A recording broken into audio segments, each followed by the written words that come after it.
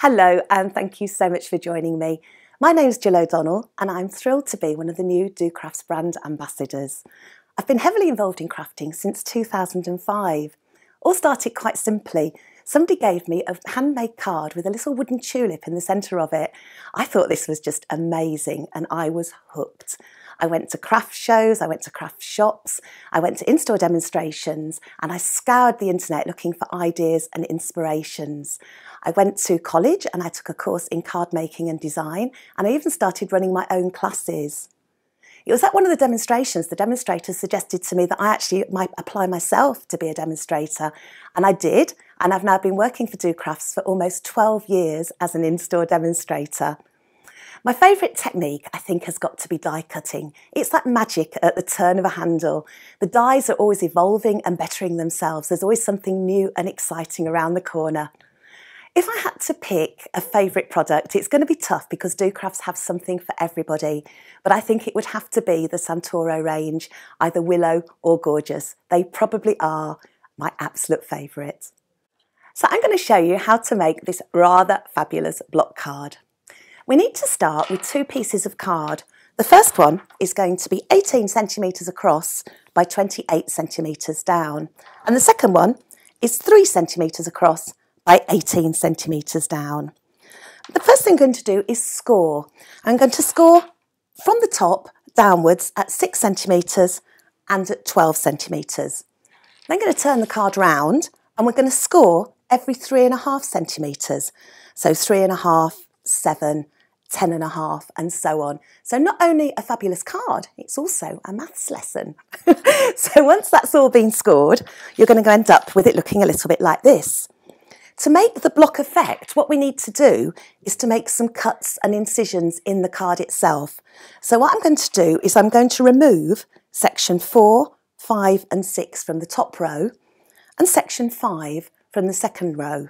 If you're going to make quite a few of these cards, it might be an idea to actually make yourself a template so that instead of having to count all the time, because I think you've done enough maths for now, instead of having to count all the time, all you need to do is just lie the template on top of your scored card and then you know which sections you're going to cut out.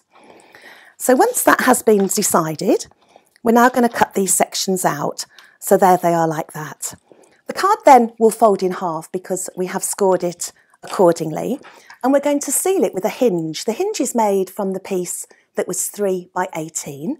This is scored in half and we're going to score it, but we must have the folded edge pointing outwards. So this is just going to get stuck down in there and come across folded up like that. So that will make the actual card itself.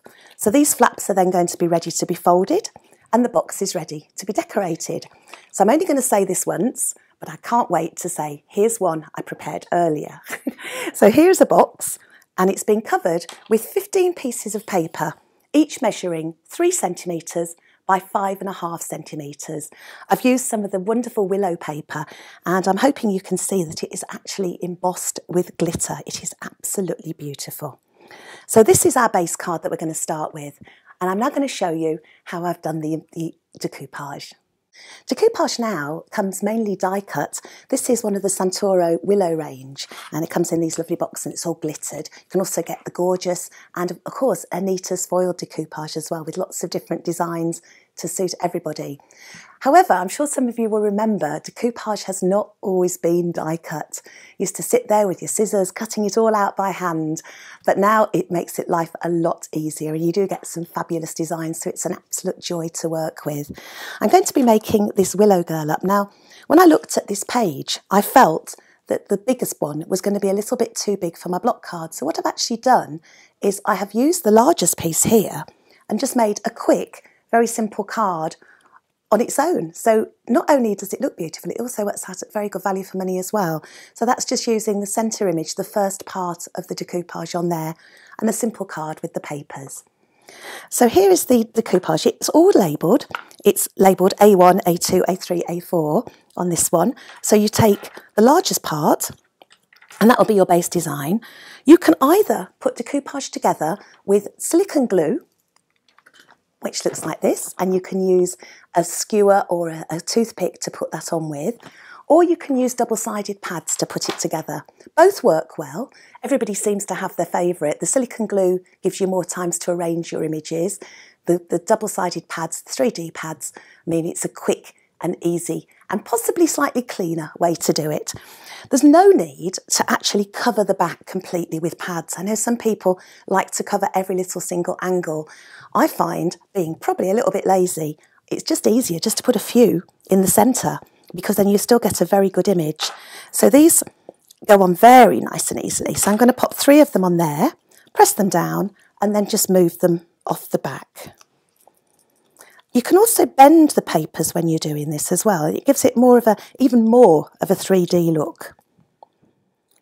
So this was the second layer rather, and this is going to go onto the lowest layer here. Easiest way to do is to find a part of the decoupage that does actually line up. I'm going to just pick part of her hair there and just press that down gently. And as I said, you can give that a little bit of a bend as well. Then the next smallest piece, which is actually A3, is going to have a couple of pads on the back of it. And to release the bits off the back of that. Somebody once asked me if you could use the bits that come off the back of these double-sided pads, and I'm afraid I couldn't think of a purpose for them. So if you can think of one, then do let me know, because I seem to have quite a lot of them. And then you get the little tiny, tiny bits, the numbered A5. And what I've done is I've actually just put a little pad on there already, and that will just fit nicely on the top there. And then the little star is going just there. So finally, if you want to give it even more of a boost, is to just pop a couple of pads on the back. Give those a good press down. Release them. And then they can go directly onto our lovely block card. So I'd already die cut an X-cut scalloped oval in Mirrorboard, Anita's Mirrorboard. And I'm just going to place the beautiful Willow girl there on our finished card. I hope you like that, and thank you so much for joining me.